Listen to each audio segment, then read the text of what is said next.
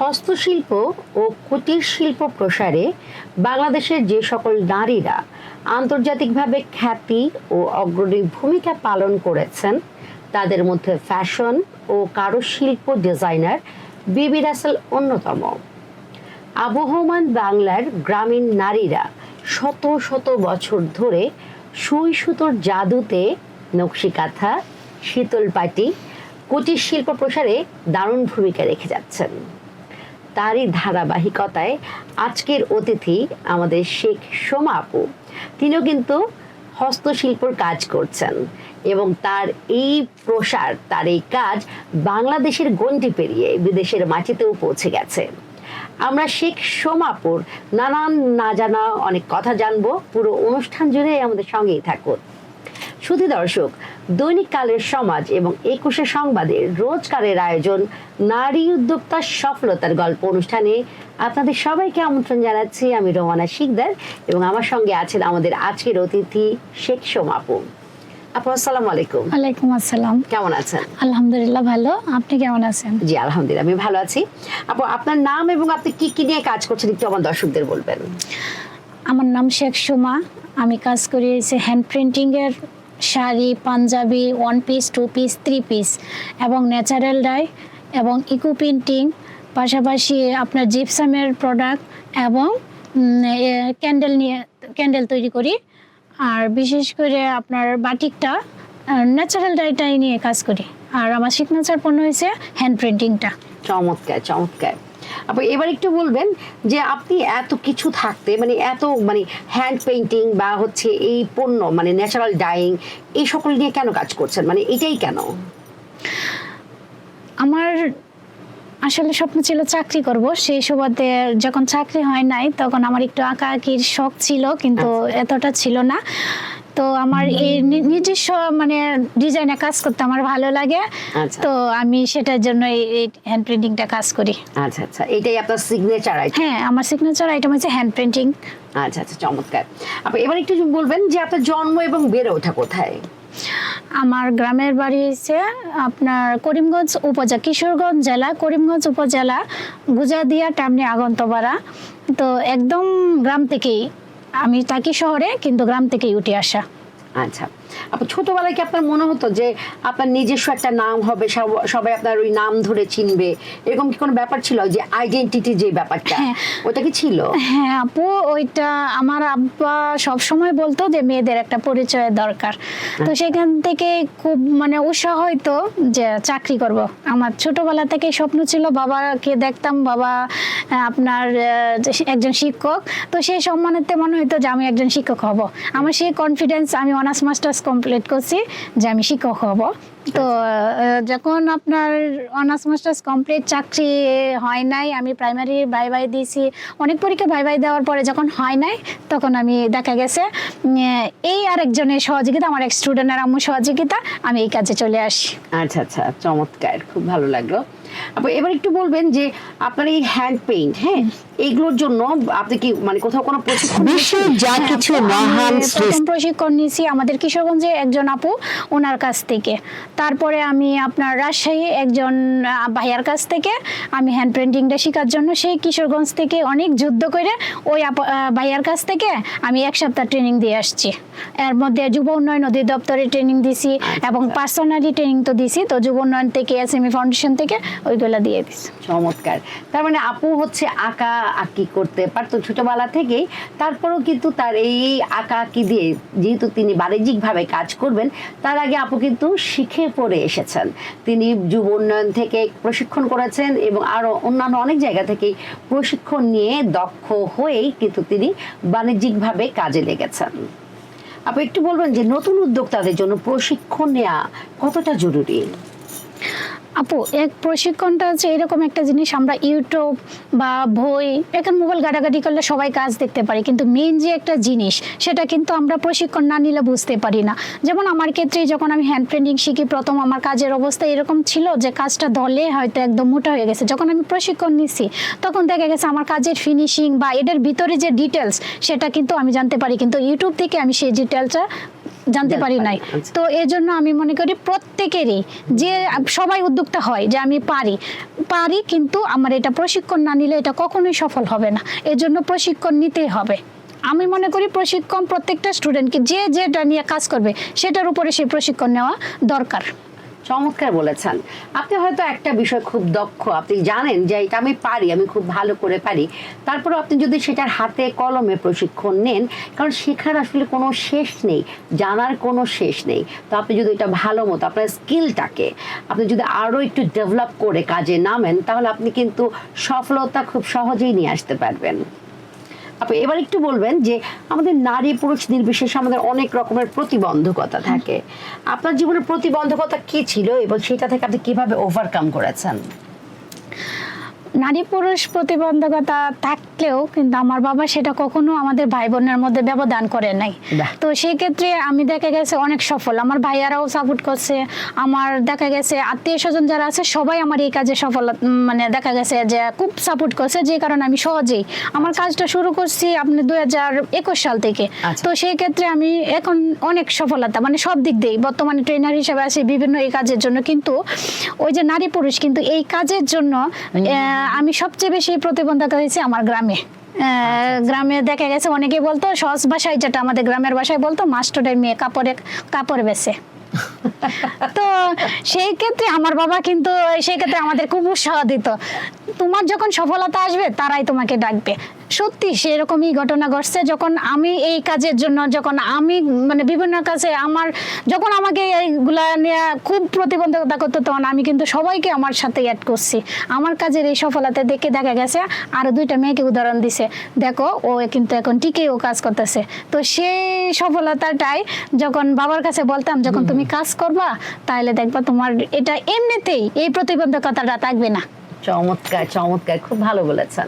এবং আমাদের দেশের মানুষ আমরা আসলে হয়তো অনেক উদার হয়েছি, মন মানসিকতা দিয়ে কিন্তু আমরা আসলে এখনো সেই সংকীর্ণ রয়ে গেছি। আমাদের আপুর বাবাকে বলতো যে মাস্টারের মেয়ে কাপড় বেচে, কথাটা শুনতে আসলে খুবই কটাক্ষ করে কথা বলা, খুবই বাজে টাইপের কথা। তো আমার কাছে মনে হয় যে আসলে কোনো কাজকেই ছোট করে দেখা উচিত নয়। এবং উদ্যোক্তা আসলে এখন তো উদ্যোক্তারাই বাংলাদেশের পণ্য বিশ্বের দরবারে তুলে ধরছেন। সো উদ্যোক্তারা কিন্তু অনেকের ক্ষেত্রে অনেক বেশি সফল।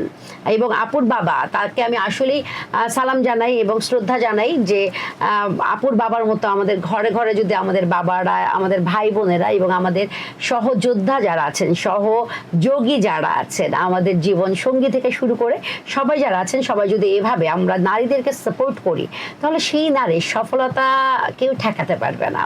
আমি তাই সবাইকে অনুরোধ করব, নারীর হাতটা একটু ধরুন, সেই নারী এগিয়ে যাবেই। আপু একটু বলবেন যে আপনি এখানে আপনি বলেছেন জিপসাম নিয়ে কাজ করছেন, তারপর হচ্ছে ক্যান্ডেল নিয়ে কাজ করছেন, তো ওইগুলো আসলে এত কিছু করে আপনি সময়টা কিভাবে আপনি করেন একটু বলেন তো অ্যাডজাস্ট। আপু আসলে সময় কখনো হয় না, সময় করে নিতে হয়। আচ্ছা আচ্ছা। আমরা দেখা গেছে আমি পেন্টিংটা যখন করি তখন আমি একটা সময় মেনটেন করি, আমি ক্যান্ডেলটা যখন করি ওইটা একটা সময় মেনটেন করি, এবং জিপসামটা যখন করি, মানে একটা কাজ যে আমি পেন্টিং কাজ করতেছি ওইটার সাথে আমি জিপসামের কাজটা করতে পারি, কারণ আমার ওই কাজটা রাইকে না, ওই কাজটাই আমার দেখা গেছে সাথে সাথে শেষ হয়ে যায় না। আমি যখন পেন্টিং করি এটা একটু সময় দিতে হয় শুকানোর জন্য, ওইটার সাথে আমি জিপসামটা করে ফেলতে পারি। তো এটা করার পরে দেখা গেছে এটা শুকানোর পরে আমি ক্যান্ডেলটা একটা নীরবে রাত্রে যখন আমি বসি তখন দেখা গেছে ক্যান্ডেলটা করে নিতে পারি। চমৎকার। তার মানে একজন নারী, তাকে সংসার দেখতে হয়, তাকে সন্তান দেখতে হয়, তারপর নিজের জন্য যে সময়, সেই সময় সে কিন্তু তার নিজের উদ্যোগের কাজ করে। আর এই আপুরা তারা রাত জেগে জেগে নতুন নতুন উদ্ভাবনী শক্তি তৈরি করে নতুন নতুন পণ্য তৈরি করেন, নতুন নতুন ডিজাইন তৈরি করেন। সো নারীরা রাত দিন পরিশ্রম করতে পারে, এই কারণে আমরা সবসময় বলি যে আমরা নারী, আমরা সবটাই পারি। আপু একটু বলবেন যে আপনার হচ্ছে আসলে কোনটা দিয়ে আসলে আপনার বেশি নাম হয়েছে, আপনার এই হ্যান্ড পেইন্ট, আপনার হচ্ছে এই এটা কি ইকো পণ্য নাকি হচ্ছে আপনার জিপসাম বা ক্যান্ডেল, কোনটা দিয়ে? আমার হ্যান্ড প্রিন্টিং দিয়ে নাম হয়েছে সবচেয়ে বেশি। আমি আমি সিগনেচার আইটেম, এবং আমি সবসময় হ্যান্ড প্রিন্টিং কাজ করি সিজনালি। ধরেন এখন বর্ষাকাল, আমি বর্ষাকালের একটা কিছু থিম নিয়ে, ধরেন এখন বর্ষাকালে আমার কি কি ফুল ফুটতেছে আমি সেই জিনিসটা লক্ষ্য করি, যে আমার এখন কদম ফুল আছে, তো আচ্ছা। কদম ফুলটাতে মানে কি ধরনের ডিজাইন করা যায়, এবং প্রত্যেকটা কাজ করার জন্য আমি প্রত্যেকটা কাজে রিলেটি খুঁজি, যে আমরা একটা রং দিয়ে মানে দেখা গেছে তুলি দিয়ে কাজ হয়ে যায় না। আমি যখন মানে যাই আসলে আমি কদম ফুলটা যে আঁকলাম, আসলে কদম ফুলটা একটু নিই তো হাতে, তখন এটার ভিতরে দেখি কি কি কালার আছে। আচ্ছা, তো এই ডিটেলসটা আঁকার চেষ্টা করি।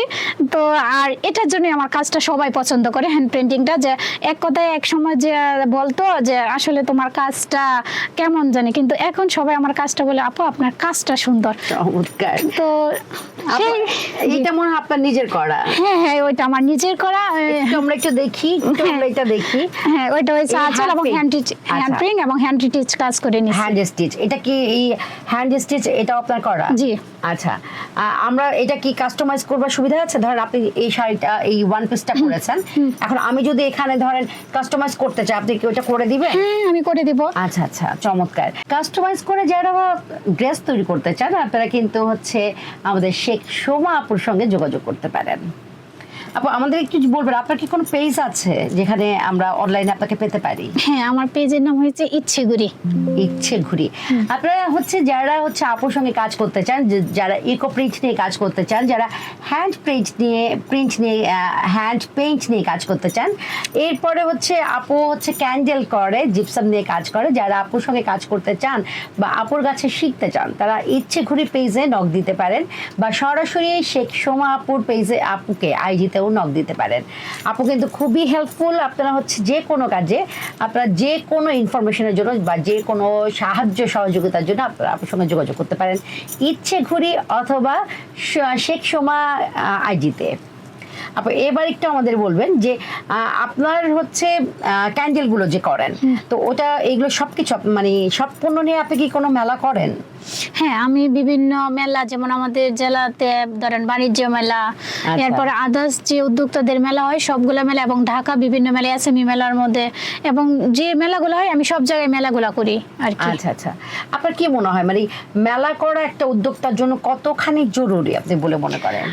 যেমন আমি শেখ সুমা, যে আমি আমার যে একটা পরিচিতি আছি, যে আমাকে কেউ চিনতো না, কিন্তু একজন মেলার মধ্যে যদি কেউ অ্যাটেন্ড করে, যে মেলার মধ্যে, তো এখানে দেখা গেছে হাজার হাজার মানুষ আসে, এবং বিশেষ করে সেই প্রোডাক্টটা, জি, মানে প্রোডাক্টটা সম্পর্কে আপনার পরিচিত হয়ে যায়, তারা এসে দেখতেছে আপনি কি নিয়ে কাজ করতেছেন বা কি করতেছেন, মানে এইটাই আমি মেলার মাধ্যমে আমি অনেক পরিচিতি। তো আমার মেলার মধ্যে যে কাস্টমার গুলা, এইগুলাই দেখা গেছে বারবার রিপিট করে আসে আর কি। আচ্ছা আচ্ছা, চমৎকার। তার মানে আপনি বলতে চাচ্ছেন যে মেলাতে হচ্ছে আপনার পণ্যের গুণগত মান সম্পর্কে জানানো যায়, ব্র্যান্ডিং হয়, নতুন ক্লায়েন্ট তৈরি হয়। আচ্ছা আচ্ছা, চমৎকার। তার মানে আপনি কি সাজেস্ট করবেন যে নতুন উদ্যোক্তা বা নতুন পুরাতন সব উদ্যোক্তাদের মেলা করা উচিত বলে মনে করেন আপনি?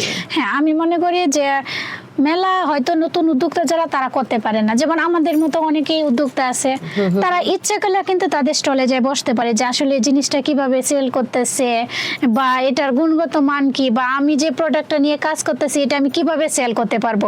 তারা যদি এভাবেও অ্যাটেন্ড করে, প্রত্যেকটা উদ্যোক্তা আপারা এতে কিন্তু সহযোগিতা করে, তারা যদি এই কাজটা করে, তাহলে দেখা গেছে অবশ্যই তাদের একটা পরিচিতি চলে আসবে। দেখা গেছে আমি যেমন আমার নিজের থেকেই এখন কিন্তু আমাকে আমার নামে কেউ চিনে না, আমাকে আমার কাজের সম্পর্কে কেউ যদি বলে, আমি যদি বলি আমার নাম সুমা, ও শেখ সুমা আপু, ওই যে আপনি হ্যান্ড প্রিন্ট নিয়ে কাজ করেন না, আচ্ছা, এই যে একটা পরিচিতি, আমি মনে করি যে এই পরিচিতিটা মেলার মাধ্যমে অনেক চলে আসে। চমৎকার। আপনার কি মনে করেন একটা উদ্যোক্তার পণ্যটা বেশি ভালো হওয়া দরকার নাকি তার ফেস ভ্যালুটা বেশি মানে দরকার? মানে ফেস ভ্যালুতেই মানুষ পরিচিত না, যখন সে কাজের পরিচিতি বাড়বে ফেস ভ্যালু এমনিতেই বাড়বে। আচ্ছা আচ্ছা, আপু আপনার হচ্ছে এই ড্রেস বলেন, শাড়ি বলেন যেটা আপনি করেছেন, বা অন্যান্য যে সকল কিছু, এগুলো যখন আপনি হচ্ছে প্রদর্শন করেন বা পেজে দেন, ওটা কিভাবে দেন? আপনি পরে দেন নাকি কোনো মডেল নিয়েছেন? না, আমি প্রথম তখন আসলে আমার তো একটা মডেল নিলে 5,000-3,000 টাকা লাগে, তখন তো আমার হাতে 5 টাকা 3 টাকা ছিল না, কারণ আমার এই মনোবল ছিল না যে আমি উদ্যোক্তা হব।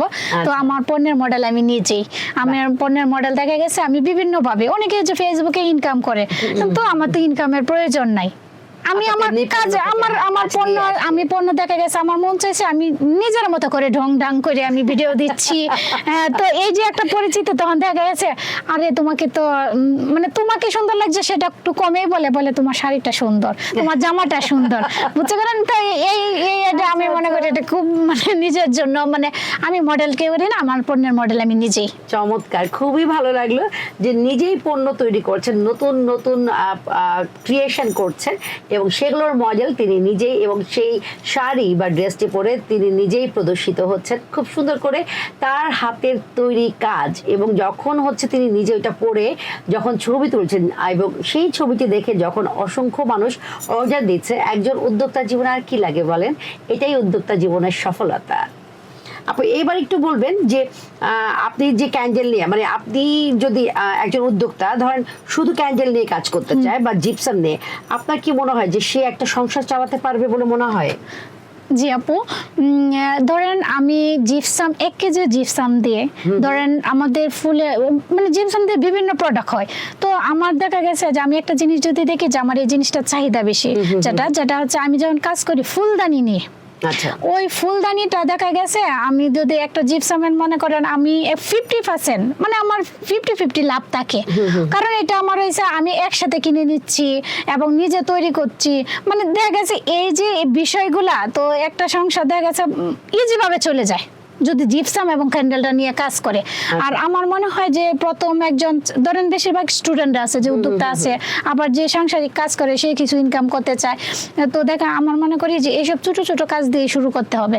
যদি মনে করেন আরেকটা জিনিস হচ্ছে অনেকে যা 5 লাখ 10 লাখ টাকা দিয়ে ইনভেস্ট করে বিজনেস শুরু করে, কিন্তু দিন শেষে তারা কিন্তু হয় না।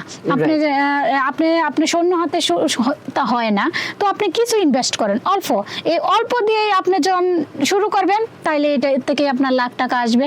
আর মোট কথা একটা কথা হচ্ছে আপনি যখন কামলা সাজবেন তখন কামলা আরেকজন খাটাইতে পারবেন। মানে আমার ভাষায় যে আমি যদি মনে করেন কাজ করতে পারি আমি আরেকটা লোকেরা খাটাইতে পারবো। হ্যাঁ, জানার দরকার, এজন্য আর কি প্রত্যেকের কাজ শেখার দরকার। তো এখান থেকে ইনকাম আসে। যেমন এখন আমার মনে করেন আমি নিজেই বলি, যেমন আমার প্রোডাক্ট বা আমার যে আমি সেল করি, এক সময় দেখা যাচ্ছে আমার বাবার কাছ থেকে ভাইয়ার কাছ থেকে টাকা নিতে হচ্ছে, কিন্তু এখন আমার যে চাহিদাগুলো পূরণ করার জন্য আমি নিজেই সেটি পূরণ করতে পারি। আচ্ছা আচ্ছা, এই জন্য দেখা গেছে প্রত্যেকটা মেয়েরে আমার উচিত কিছু না কিছু করার দরকার। আর ছেলেরা এখন আমি মনে করি যে 90% ছেলেরাই কিন্তু এখন মেয়েদেরকে মানে উৎসাহিত করে বা কাজে সহযোগিতা করে। এই জন্য আমি মনে করি প্রত্যেকটা মেয়ে ঘরে বসে না থেকে কাজ করুক। চমৎকার বলেছেন। তার মানে আপনি বোঝাতে চেয়েছেন প্রত্যেকটা নারীর আসলে ব্যক্তি স্বাধীনতার সঙ্গে সঙ্গে স্বাবলম্বী হওয়াটাও অনেক বেশি জরুরি। আপনি যদি আজকে স্বাবলম্বী হন তখনই কিন্তু আপনার পছন্দের জিনিসটি, আপনার শখের জিনিসটি আপনার নিজের টাকায় করতে পারবেন। এবং স্বাবলম্বী হলে শুধুমাত্র কেনাকাটা না, আপনার আত্মবিশ্বাস বাড়বে, আপনি জীবনকে নতুনভাবে দেখবেন, নতুনভাবে আপনার বাঁচতে ইচ্ছা করবে। তাই আমার মনে হয় যে সকল নারীকে স্বাবলম্বী হওয়া দরকার। আপু এবার একটু বলুন যে আপনি আসলে কত টাকা নিয়ে আপনার উদ্যোক্তা জীবন শুরু করেন, এটা একটু বলবেন আমাদের। আমি একদম যখন ফার্স্ট এই সম্পর্কে আমার কোনো আইডিয়া ছিল না, আমার এক ছাত্রের মা উনি আমাকে দিছিল, প্রথম একটা অর্ডার দিছিল, সেটা আমি দেখা গেছে যেহেতু গ্রামের মেয়ে টুকটাক কাজ পারি, সেটা হচ্ছে পিঠা নিয়ে ভালো পিঠা পারতাম, তো নকশি পিঠা নিয়ে বললো আপা কাজ শুরু করেন। তো এর মধ্যে আপনার উনি যখন আমাকে একটা অর্ডার নিয়ে দিছিল তখন আমি ওই একটা অর্ডার দিছিলাম 150 টাকা দিয়ে। আচ্ছা, ওই 150 টাকা দিয়ে আমার আসছিল 700 টাকা। ওই 700 টাকা থেকেই পরে আস্তে আস্তে, আর আমি যখন হ্যান্ড পেন্টিংটা শুরু করি তখন আমি 1500 টাকা দিয়ে শুরু করছিলাম। আচ্ছা, চমৎকার। মানে বলা যায় নামমাত্র মূল্য, নামমাত্র মূলধন নিয়ে আপু শুরু করেন। তো অনেকেই চিন্তা করেন, আমাদের অনেক আপুরা ভাইয়ারা অনেকেই বলেন যে আমার তো মূলধন নেই, আমি কেমন করে উদ্যোগ শুরু করব। তো আমার এই অনুষ্ঠানে, এই নারী উদ্যোক্তা সফলতার এই গল্প অনুষ্ঠানে অনেক নারী উদ্যোক্তারা এসেছেন যাদের মূলধন অনেকের প্রায় ছিলই না, আর অনেকে মাত্র 4 থেকে 5,000 টাকা দিয়ে শুরু করেন। তো তারা যদি পারেন আপনারা কেন নয়? আমার মনে হয় এক একটা নারী উদ্যোক্তা যারা আমার এই অনুষ্ঠানে এসেছেন আপনাদের প্রত্যেককেই আপনাদের অনুপ্রেরণা, আপনাদের উৎসাহের উৎস হতে পারে। আপু এবার একটু বলবেন যে একটু অন্যদিকে চলে যায়, আমরা ভিন্ন দিকে। সেটা হচ্ছে আপনি যখন কাজ করেন, তো যখন নিজের মনে এই যে হ্যান্ড পেইন্ট করেন, তখন আসলে আপনি কি গান শুনেন বা কবিতা শুনেন বা কি করেন আপনি একটু ওই সময়টায়? আমি তো বেশিরভাগই দেখা গেছে রিলস দেখি আচ্ছা। আর একটু মাঝে মাঝে গান দেখি, কিন্তু এতটা বেশি হয় না, কারণ কাজের মধ্যে আপনার যখন মানে একটা কাজের ডিটেলস আনতে গেলে আপনি অন্য কিছু মাথায় সেট আপ হয়ে যায় না। তো বেশিরভাগ দেখা গেছে মাথার মধ্যে অনেক চিন্তাধারা চলে আসে, আচ্ছা, তারপরেও অনেকটা চিন্তাধারা চলে আসে যে কাজটা আসলে কাজটা নিয়ে কিভাবে আগানো যায়, কাজ জি। করা যায়, এরকম আর কি। আচ্ছা, তো আমার দর্শকদের আমরা তো আসলে একটু গান বা কবিতা কিছু শোনাতে বলি, আপনি আসলে কি শোনাতে চান, একটু যদি শোনাতেন। আসলে আমি গানও পারি না, আর এত মানে ভালো করে কবিতাও বলতে পারি না, আচ্ছা। তবে আমি কিছু কথা বলতে পারি। জি। যেমন কাজ নিয়ে আমি বলি জি। যে আসলে মানুষ বদলে যায় কিন্তু কাজ কিন্তু বদলে যায় না। জি। মানুষ বদলে যায় সময়ের স্রোতে, কাজ থেকে যায় স্মৃতির পাতায়। আর মানুষ চলে যায়, সম্পর্কটাও নষ্ট হয়ে যায় বা হারিয়ে যায়। কাজ শুধু নিজের পরিচয় হিসাবে, নিজের সফলতা হিসেবে থেকে যায়। চমৎকার, খুব মানে কথাটা দেখেন আপনার একটু অন্তর্নিহিত তাৎপর্য কিন্তু অনেক, যে আসলে একটা সময় সবই চলে যায় আমাদের, কিন্তু কাজের সফলতা বা কাজের স্বীকৃতি স্বরূপ সেই কাজটাই কিন্তু থেকে যায়। সো আমার মনে হয় যে সবাই উল্টাপাল্টা সময় নষ্ট না করে, অযথা এখানে সেখানে সময় নষ্ট না করে কিছু একটা শিখুন, আপনার স্কিলকে আরও বেশি ডেভেলপ করুন এবং আপনি নিজে কাজ করুন, অন্যকে কাজ শেখান, দেশকে এগিয়ে নিয়ে যান, নিজেকে এগিয়ে নিয়ে যান। আপু এবার একটু বলবেন যে প্রত্যেকটা সফল পুরুষের পেছনে একজন নারীর অবদান থাকে বলা হয়, তো আপনার সফলতার পেছনে আপনি এই অবদান কাকে দিতে চান? আমার পরিবার, আচ্ছা আমি যুব উন্নয়ন অধিদপ্তরকে দিতে চাই। আচ্ছা আচ্ছা। তো এবং দেখা গেছে আমার আত্মীয় স্বজন, বিশেষ করে আমার ফ্যামিলি থেকেই আমি সহযোগিতা, আমার বাবা বাহ। আর আমার ভাইয়ারাও সাপোর্ট করছে। বর্তমানে কিন্তু এগুলো দেয় না ফ্যামিলি থেকে, যে ভাইয়ারা আসে এরপরে। তো আমার দেখা গেছে আমার প্রথম যে সাপোর্টটা করেছিল সেটা হচ্ছে আমার মেজো আপু। ওই আমি ফার্স্টে যখন 150 টাকা নিয়ে শুরু করি, তো আমার যে কোনো সমস্যা যখন হয় তখন দেখা গেছে ভাইদের কাছে তো আর সরাসরি বলতে পারি না, তো আপুর কাছে মাধ্যমে বলে তারপরে আমার কাজটা শুরু করছিলাম আর কি। আচ্ছা, চমৎকার। তো আপুর পরিবার পুরোপুরি সাপোর্ট দিয়েছেন, তার বাবা, তার ভাই বোনেরা তার প্রতিটি কর্মক্ষেত্রে উৎসাহ দিয়েছেন, সাহস জুগিয়েছেন। আমার কাছে মনে হয় আমি সমস্ত নারীদের যারা সঙ্গীরা আছেন, তারা বাবা মা, শ্বশুর শাশুড়ি, ভাই বোন, হাজবেন্ড, সন্তান সবাই হতে পারে। আপনারা একটু নারীকে তার অগ্রযাত্রা একটু হাতটা টেনে ধরবেন, সেই নারীর সফলতা কেউ আটকাতে পারবে না। হাতটা একটু ধরবেন, নারী এগিয়ে যাবে স্বমহিমায়। আপনি একটু বলবেন যে এবার যে আপনার এই কাজ দিয়ে আপনি কি কারো কর্মসংস্থানের সুযোগ করে দিতে পেরেছেন? সেই কথা যদি বলতে চাই, অসংখ্য। কারণ আমি গ্রামের মেয়ে, তাকি শহরে ঠিক আছে, কিন্তু একদম প্রত্যন্ত অঞ্চলে আমি গিয়ে কাজ করছি। আচ্ছা। এবং সেখান থেকে যে মেয়েরা কাজ করতেছে তারা যখন কিছু না, তারা দেখা গেছে আমার এখান থেকে ট্রেনিং নিয়ে তারা উদ্যোক্তা হচ্ছে, তারা নিজেরা ইনকাম করতেছে, নিজেরা চলতে পারতেছে। তো এই যে সফলতাটা আমি মনে করি আমার ওদের এই সফলতাটা দেখলে আমার ভালো লাগে। তবে আমার একটা জিনিস মনে হয়, অনেকে বলে যে ওইটা শিখাতে চায় না, ওইটা শিখাতে চায় না, কিন্তু আমার মনে হয় যে আমরা যখন প্রাইমারি স্কুলে পড়ছি বা প্রাইমারি স্কুলের টিচাররা মনে করে যে এই জিনিসটা যে আমার স্টুডেন্টরা দেশের কর্ণধার হবে, এই চিন্তাটা করে কিন্তু সে শিখায় না। তো আমি এই জিনিসটাই চিন্তা করে শেখাই যে আমার স্টুডেন্টরা যেন আমার চেয়ে ভালো করে, আমার চেয়ে বেস্ট কিছু করে, আমি সেই আশাটা নিয়েই তাদেরকে শিখাই এবং চেষ্টা করি। চমৎকার বলেছেন যে অনেকে মানে এটাকে আসলে কি বলে, সংকীর্ণতা, আমাদের মনের সংকীর্ণতা বলতে পারে, যে ও কেন আমার কাছ থেকে বেশি ভালো করবে, আমার চাইতে ও ভালো করতে পারে না, এরকম একটা মন মানসিকতা আমাদের অনেকেরই আছে। কিন্তু এখানে সোমা আপু একদমই ব্যতিক্রম। সে চায় তার স্টুডেন্টরা তাকে ছাপিয়ে উঠে যাক, তার থেকে অনেক গুণ ভালো কাজ করুক। তো আমার মনে হয় ঘরে ঘরে সোমা আপুর মতো এরকম নারী উদ্যোক্তাদের আমাদের আসলে অনেক প্রয়োজন, যারা শুধুমাত্র নিজেরাই নিজেদের চিন্তা করবে না, তারা আশেপাশে সবাইকে নিয়েই তারা এগিয়ে যাওয়ার চিন্তা ভাবনা করবে। আমরা নারীরা কারো প্রতিদ্বন্দ্বী নই, আমরা একে অপরের পরিপূরক হয়ে কাজ করতে চাই। তাই আমি সকল নারী উদ্যোক্তাদের প্রতি আহ্বান জানাবো, আপনারা প্লিজ নিজেদের এই বৈষম্য, নিজের সংকীর্ণতা এবং এই কি বলে এই রেষারেষির এই মনোভাব থেকে দূরে চলে আসুন এবং একে অপরের হাত ধরে এগিয়ে যান। আপনি একা কখনো ভালো থাকতে পারবেন না আপনার আশেপাশের মানুষ যদি ভালো না থাকে। তাই আশেপাশে সবাইকে নিয়ে ভালো থাকার উদ্দেশ্যে আপনার সবাইকে নিয়ে এগিয়ে যাওয়া উচিত। আপু এবার একটু বলবেন যে আপনি যখন বাণিজ্যিকভাবে যেটা বললেন যে 1500 টাকার কাজ করলেন, যখন ওই টাকাটা আপনার কাছে আসলো, মানে প্রথম আপনার পণ্য বিক্রি করে আপনার যে টাকা, ওই অনুভূতিটা যদি আমার দর্শকদের একটু বলতেন। নিজের আসলে আমি তো কোনো বুঝতেই পারি নাই যে আসলে আমার ফ্রেন্ড সার্কেলরা সবাই চাকরি করে, মানে আমি একটা ডিপ্রেশনের মধ্যে চলে গেছিলাম, যে ডিপ্রেশনের ভিতরে যে আসলে কি। তো আমি সেখান থেকে ছোট্ট একটা কাজ করে, যেখানে একটা মেয়ে স্বপ্ন দেখে সে চাকরি করবে, তার চাকরি হয় নাই, সে বিজনেস থেকে তার টাকা আসছে। তো সেই টাকাটা আমি একটা মানে আমার পেজে না, আমার আইডি থেকে আমি একটা পোস্ট দিয়েছিলাম, আমার সেই অনুভূতিটা জানাই। আমার সেই অনুভূতিটা একটা অন্যরকম ছিল। আমি এমনি দিয়ে টাকা যাই ইনকাম করি, কিন্তু সেই অনুভূতিটা ছিল আমার একটা মানে কি বলবো, সেই প্রথম ভালোবাসার মতো। খুব ভালো বলেছেন, সেই প্রথম ভালোবাসার মতন। আসলে প্রথম উপার্জিত টাকা বা প্রথম উপার্জনের ওই অনুভূতিটা কোনো কিছু দিয়ে আসলে ব্যাখ্যা করা যায় না। এটা অন্যরকম একটা ভালোবাসা এবং ভালো লাগার স্মৃতি হয়ে আজীবন মনে কোথায় একটা স্থান পেয়ে যায়। আপু অনুষ্ঠানের একদম শেষের দিকে আমরা আপনার কাছে একদম শেষ প্রশ্ন করছি, সেটা হচ্ছে যে বর্তমানে শেখ সুমা আপু যে অবস্থানে আছেন, আগামী 5 বছর পর নিজেকে কোন অবস্থানে দেখতে চান?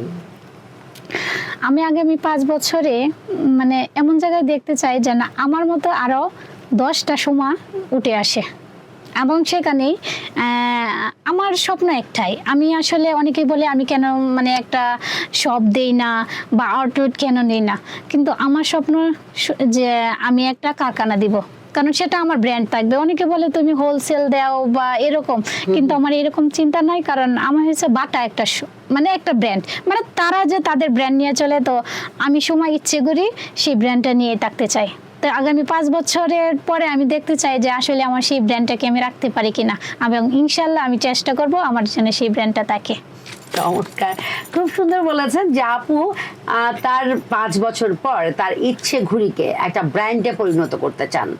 তিনি চান যে দেশের সর্বস্তরের মানুষ তাকে এক নামে ইচ্ছে ঘুড়ি শেখ সুমা বলে চিনুক, এবং তার পণ্য পুরো দেশের প্রত্যন্ত অঞ্চল থেকে শুরু করে সমস্ত জায়গায় তার পণ্য পৌঁছে যায়, এবং শুধুমাত্র দেশে নয়, দেশের গণ্ডি পেরিয়ে বিদেশের মাঝেতেও যেন শেখ সুমাপুর ইচ্ছে ঘুড়ি নিয়ে সে যেন রাজ করতে পারে। আমরা সুমাপুর এই ইচ্ছে বা স্বপ্নের জন্য শুভকামনা বা দোয়া করতেই পারি। সোমাপু অসংখ্য ধন্যবাদ, আমাদের এই অনুষ্ঠানে আপনি এসেছেন, আপনার মূল্যবান সময় দিয়েছেন, কৃতজ্ঞতা। আপুকেও আপনাকে অসংখ্য ধন্যবাদ। আসলে এমন একটা অনুষ্ঠানে আসতে পারছি বা নিজেকে প্রকাশ করতে পারছি, বা দেখা গেছে আসলে এই আমাদের এই ছোট ছোট বিষয়গুলো জেনে আরো 10টা মেয়ে এগিয়ে আসবে। তো আমার শেষ কথায় যে আমরা সবাই চাকরি করব না, চাকরি দিব, এরকম চিন্তাধারা রাখি। যে আসলে আমরা চাকরি করতে চাই না, আমি চাকরি করব বা চাকরি দিব এরকম না, আমি চাকরি দিব, এরকম একটা মনোভাব নিয়ে আমরা আগে এগিয়ে যাই, তাইলেই সবাই সফল। চমৎকার বলেছেন। শুধু দর্শক, দৈনিক কালের সমাজ এবং 21 সংবাদের রোজকারের আয়োজন নারী উদ্যোক্তা সফলতার গল্প আজকের এই পর্বটি, শেখ সুমাপুর আজকের এই পর্বটি আপনাদের কেমন লাগলো? আপনাদের মূল্যবান মতামত দিতে একদমই ভুল করবেন না। আর আপনারা যারা এই অনুষ্ঠানে আসতে চান, আপনারা আমাদের ইনবক্স করতে পারেন, অথবা স্ক্রলে একটা হোয়াটসঅ্যাপ নাম্বার যাচ্ছে, সেখানে আপনারা নক দিতে পারেন। আজকে এই পর্যন্ত, সবাই সুস্থ থাকুন, ভালো থাকুন, আমাদের সঙ্গেই থাকুন। আল্লাহ হাফেজ, আসসালামু আলাইকুম, শুভ সন্ধ্যা। শুভ সন্ধ্যা।